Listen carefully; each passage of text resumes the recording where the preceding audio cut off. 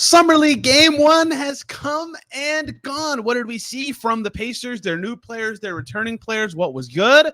What was not good? We'll dig into all the 9 guys who played on today's bonus Locked On Pacers podcast.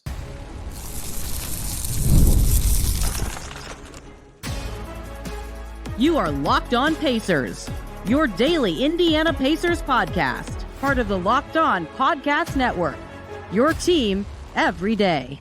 What up, y'all? Happy Saturday or Sunday or whatever weekend day you're listening, and welcome into another bonus edition of the Locked On Pacers podcast, where we, of course, talk about the Indiana Pacers. As always, my name's Tony East. I cover the team for Forbes and SI, and today, still in Vegas, time to talk about Summer League Game 1. So much from that game. A lot of returning players and draftees played in the game. Dakota Mathias got in there too. If you listen to the preview, you heard me say I expected him to play as a guy with NBA level stuff, although I got a lot wrong in my predictions about this Summer League team, at least in their first game.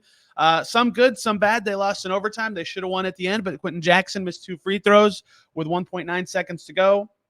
Results do not matter in Summer League. There's a championship game. It doesn't matter. What matters is individual performances, stuff worth taking a deeper look at, and that's what we'll do today for everyone who played. And we could start with the good. We could start with some bad. There will be quite the mixture of both today.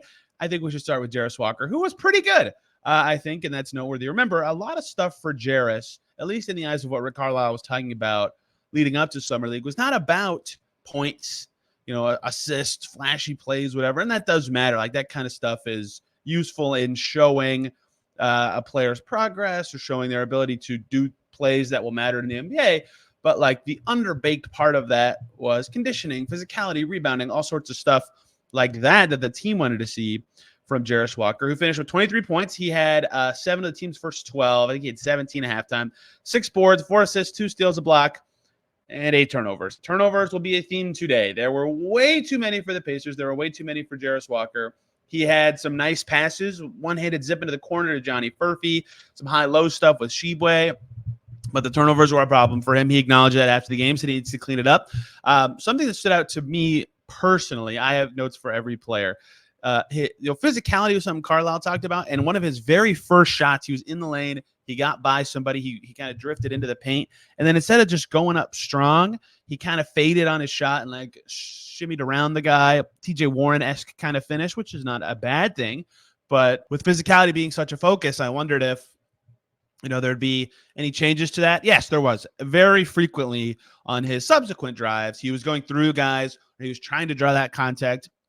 He was trying to be more of a bully. He had some dunks in traffic that he drew fouls on. His high-low game with Tshiebwe, which we'll get to later, for Oscar was really working, and that led to him getting some finishes. 6 free throw attempts for him, was second most on the Pacers. Only Kendall Brown had more. Kendall Brown getting to the line a lot in this game.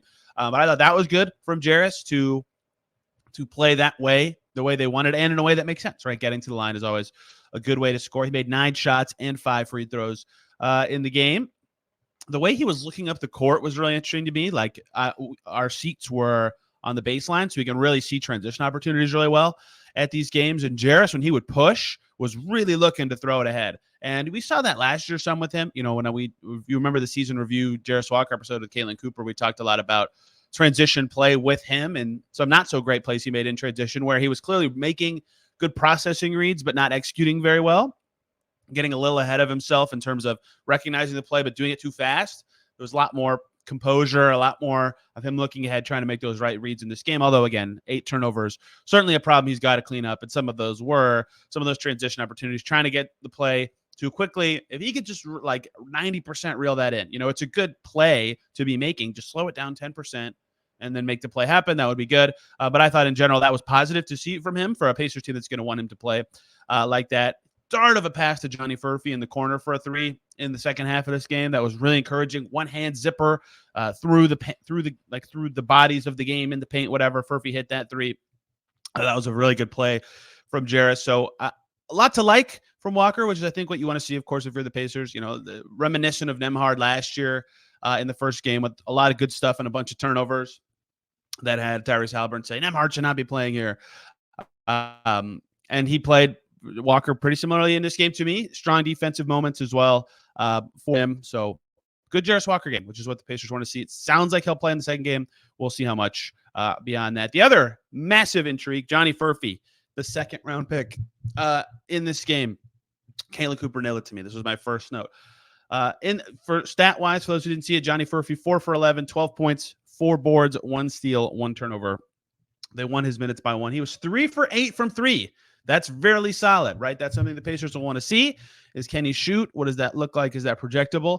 From the corners, he was awesome. His 3-ball from the corner looks really good. His above the break 3 did not look very good. That's what Caitlin noted. And one of those came from that Jarace pass I noted earlier. He had one take to the basket that really impressed me, where he drew contact and finally beat somebody into the lane. He only made 1 shot inside the arc, 1 for 3 inside the arc, 1 for 2 from the foul line. So a fine offensive game, efficiency-wise, 12 points and 11 shots is but the shooting, clearly, if he can get some above the break once to go, would look really good. He had a great take in the second quarter that I noted right as he kind of took off to the basket, and then he missed the layup. But some better drives when he's running guys off the line, and yet a rougher shooting game until he got some of the ones in the corner going. He airballed one. He had 2 threes get blocked, right? So some from above the breaks, processing stuff he's got to get better at in terms of timing, seeing when the defenders coming, all sorts of stuff like that. Positionally on defense, he was really sound, right? I didn't feel like he was overmatched, even though he certainly is very skinny. He's tall, and the Nets didn't have any really bulky punish you kind of guys, right? Their fours were like Keon Johnson in this game a lot of the time. So I thought Furphy was fine. Certainly some stuff that's very obvious for him to grow at.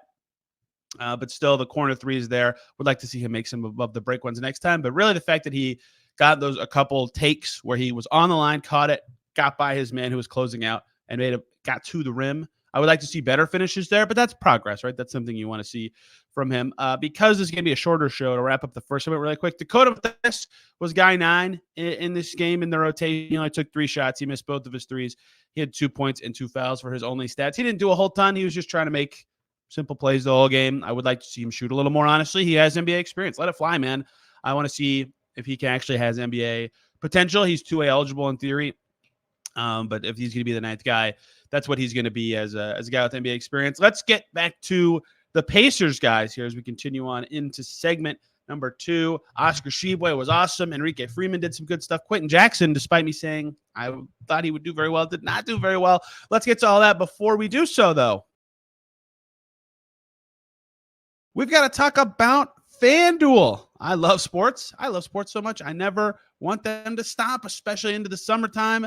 But as the playoffs wind down in the NHL and the NBA, we get fewer games. Summer League certainly filling a void for a lot of people. Sports aren't sportsing like most want them to right now. But FanDuel lets you keep the sports going whenever you want all summer long. All you got to do, open the FanDuel app and dream up bets anytime you're in the mood. And this summer, how about that?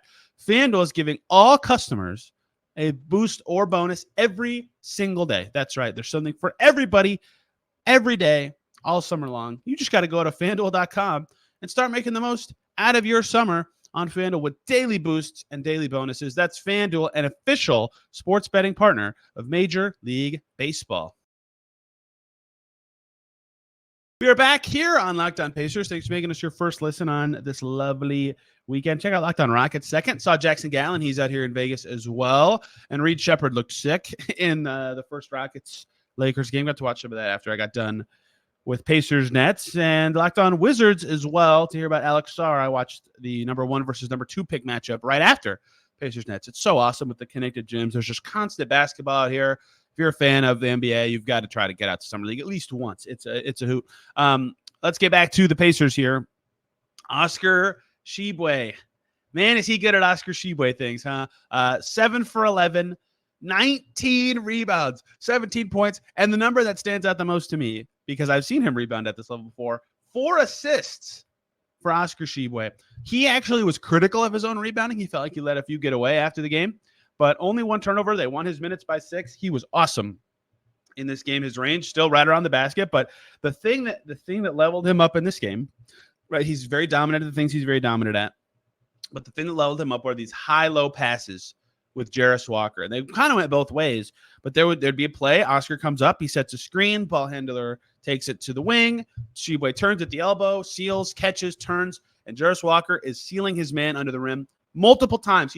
Tshiebwe just flipped it up over the defense, and Jarace finished a dunk, a layup, whatever. Great play, good passing from Tshiebwe, who in general, like him running a play like that was not something you saw a ton from him last year. Like he had a lot of dirty work buckets. He's a great rebounder, obviously, but to execute at that level was certainly new from him. Good passing level. That's encouraging. Again, still no clear direction on what the two ways are going to look like for the Pacers with Tshiebwe, Jackson, and the draft picks, but certainly a dominant start for Tshiebwe in that race for it. He looked phenomenal. He hit 2 huge free throws in OT. I think he had every Pacers point in overtime. I might have that wrong. They might have had 2. Jarace had 2 free throws at the end. So he was phenomenal in this game. The Pacers' best player for big stretches, and the rebounding is what it is. I know he's good at that. The scoring around the rim, I've seen him do that. But the passing was new and something that expanded his game beyond literally the circle under the basket. And that was noteworthy for Oscar Tshiebwe, who had a very, very nice game. The other guy in that mix for the two-way we'll do now, this is some good cop, bad cop. Quenton Jackson. Oof. Look, I said it on the Summer League preview, so I have to give my hand up for the L here. I said, I think Quenton Jackson's going to look really good in a Summer League setting. I hope you all can at least see why I said that, because he got to the rim whenever he wanted. Now, everything else was not there, right? What the hope would have been and what I thought was going to happen is he, like he did in the G League, he'd finish well there. He could make some nice passes. He did have a few dump offs. He'd shoot more effectively than this. That just straight up did not happen. Really rough game for Quenton Jackson, totally running the show at point guard. He had 9 turnovers and 4 fouls, right? That is way too many things there. They actually won his minutes in part because of that rim pressure leading to like easy scoop up chances for Tshiebwe on offensive rebounds. 3 for 10 for Quenton Jackson. He missed all 3 of his free throws. He was 3 for 3 from the foul line until he got fouled with 1.9 seconds to go in a tied game. And then he missed 2 in a row, and the Pacers lost this game in overtime. So way too many turnovers for the guy running the show. Did not finish well around the basket. Again, 3 for 10, 3 for 7 on twos even. Missed 2 clutch free throws. Like, was fine rebounding, had 5 assists. That was actually a team high. Like, I hope that at least you can see why I said I thought he'd be really good in Summer League. Like, even Derek Kramer in the second quarter noted, like, oh, yeah, he's trying to make the plays. He's getting to the rim, but it wasn't happening at all. 9 points, 9 turnovers, 5 assists. The final Quenton Jackson style. And he's got to be better at the turnover game. He's got to be more efficient. And he's certainly got to make a free throw when he has 2 chances in a tied game with 1.9 seconds to go. Really rough game for Quenton Jackson. I think he will be better. I'll double down on what I said before, even though he played bad. I think he will be better in future games for the process reasons I already talked about. He got to the rim. He had some nice little, I'm just going to dump the ball off to a big man passes in the paint, but not a good game. Getting by guys, then nothing. Beautiful pass to Tshiebwe in OT for an assist. That was my last note for him, but too little, too late. Didn't even need to be in overtime. And let's see, who should we close out this segment with? I suppose we could just do the late second round picks in the final segment. So let's do Ben Sheppard right now.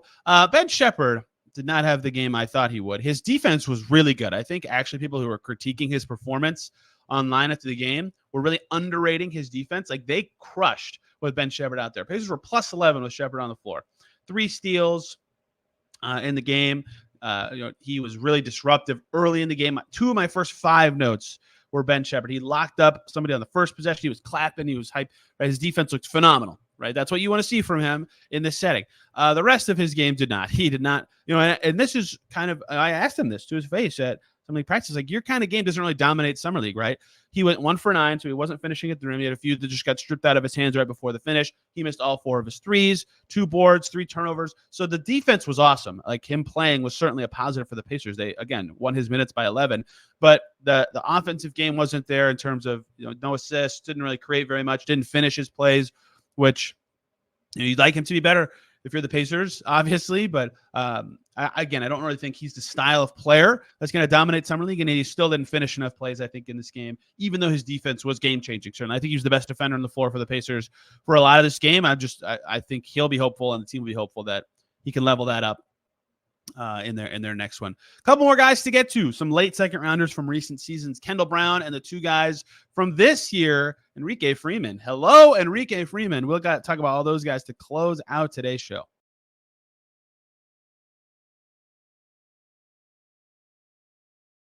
Back here on Locked On Pacers. Thanks for making us your first listen today and every single day. Locked On Lakers for your second listen. Bronny Summer League debut. I saw him make a shot, and then I left the gym, and apparently he only made like 2 more the whole game. But Locked On Lakers will have a better assessment of his game, Dalton Connect, and much more. Locked On Hawks for more on the top pick, Zachary Sachet, in his debut as well, which I only caught the tail end of, but was still very fun to watch. 3 more guys to get to, late second rounders of recent seasons. We'll start with Kendall Brown, a returning player who did not end up starting. We saw him in the starting jerseys when we were in Indy for practices, but later on in the process, it was like Furphy got in the mix. Furphy ended up starting.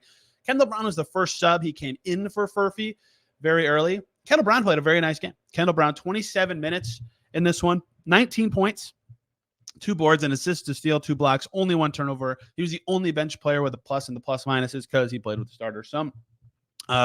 Very good Kendall Brown game to me, especially coming alive in the fourth quarter. You'd like to see more threes go for Kendall Brown. That's like a very much a swing skill for someone with as much athleticism as him.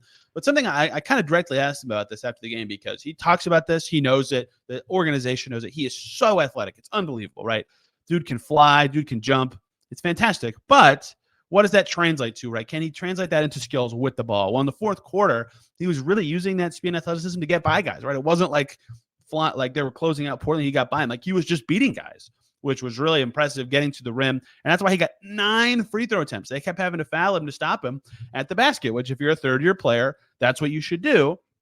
So 19 points on 11 shots, very efficient. Didn't turn it over very much. Had some defensive plays in this game. Really nice Kendall Brown performance, especially that fourth quarter takeover that looked like for a second was going to put it away. I think it was him who scored the basket that put them up. Jarus Walker put him up double digits with a shot in the fourth, and Kendall Brown had one that put him up like a dozen or more with an and one, and I thought, oh, it's over. They've got this. Kendall Brown's looking good. They're going to win. And they just completely collapsed in the final couple minutes. They were up 8 with 80 seconds to go. The result doesn't matter, but Kendall Brown was not why they lost. I thought he actually played pretty well. And if you're him, fighting for money, fighting for a contract, trying to get to training camp to keep proving you belong on this team, that was a good start to Summer League for third-year player Kendall Brown.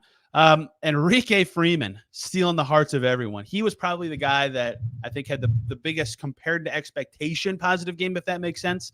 Like, some guys played well who are expected to play well, returning players, etc. Enrique Freeman, his first Summer League outing for the Pacers. 7 points, 5 rebounds, all hustle plays all the time, an assist, to steal, 2 blocks, 2 turnovers, 3 for 4 from the field. Dirty work kind of guy. He was flying around. He was battling in the paint, and he is an awesome, unbelievable top-tier hype man. Like, he gasses guys up after every play on the floor, always smiling. He just looks like a fun guy to play with. And it's not like they're that just dirty work kind of sells short what he was actually doing, right? The rebounding is hustle. Like, it's impressive. It's like Tshiebwe in a way, except he's shorter than Oscar. He finished well around the basket after getting some of those rebounds. He made the right passes. He set good screens. His defense was pretty good. He had a beautiful block in the second quarter of this game. That was really impressive.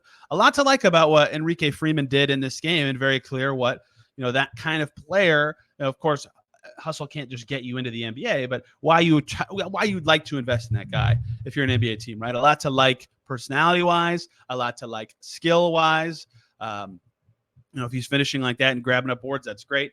I still think defensively he's got to work on some positioning stuff. Defending pick and rolls, defending around the rim was certainly not a strength for him in this game, but a lot to like about Enrique Freeman in game one. He came in for Oscar at center, which I also think is noteworthy if you're thinking about the Pacers, thinking about their positions with their two-way deals. He was the backup 5 for the Pacers. He looked really good, I thought, in this game. Probably, again, compared to expectation, their best performer of the night, even though he was not individually their best performer. I'm looking forward to seeing what he does to build off of that in the upcoming games. Tristan Newton, the last guy to talk about. I'm so infatuated by Tristan Newton.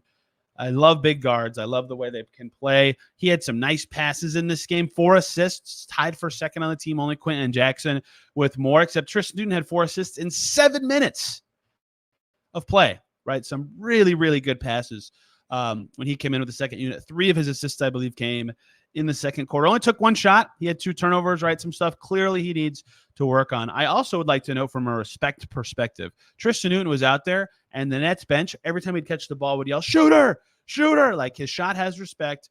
His size really matters with these passes that were pretty effective when that bench group was clicking in the first half, which was not the case the whole game. But you can just see his vision, how he would like to run the floor. I want to see him get more chances. I certainly think he will as Summer League progresses and some of the returnees pull out of play or are pulled out of play, I guess, to be to be more accurate. But I liked what Tristan Newton was able to do in the passing. If you're a jumbo guard who can pass, I'm going to be a fan of your game. And Tristan Newton looked like that at UConn at times, certainly looked like that in Summer League Game 1. A very effective start for him. Okay, let's continue on here with some notes about the whole team before we get out of here. Awful shooting night for the Pacers if you're going to look ahead to stuff that they can do better. In Game 2, 4 for 23 from deep. That's horrible. Johnny Furphy hitting 3 of the Pacers' 4 threes. Kendall Brown finally hit one late that really swung that really kind of swung it. So it wasn't only Furphy hitting the threes. Pacers have got to shoot better. Sheppard can make threes.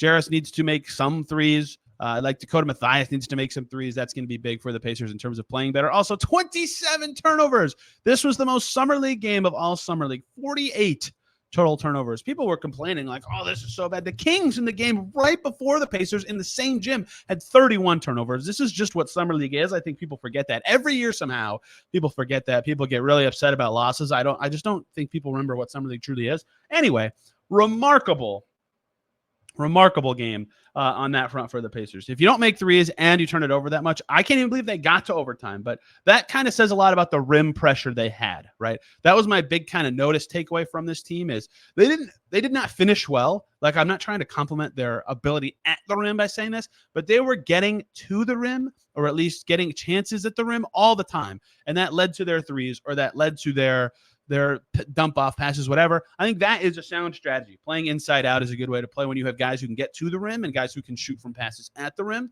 So I actually don't think process-wise in that way the Pacers were that bad, but they've got to finish those plays. They've got to finish the threes off of those passes.